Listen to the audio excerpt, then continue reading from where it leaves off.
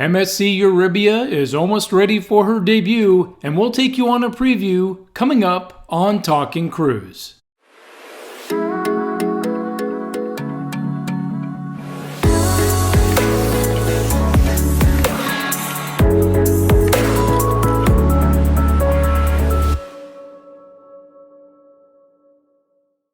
MSC Euribia will be the third Meraviglia Plus ship, but the first to be powered by LNG Liquefied Natural Gas. In fact, this will be one of MSC Cruises' most efficient and environmentally friendly vessels.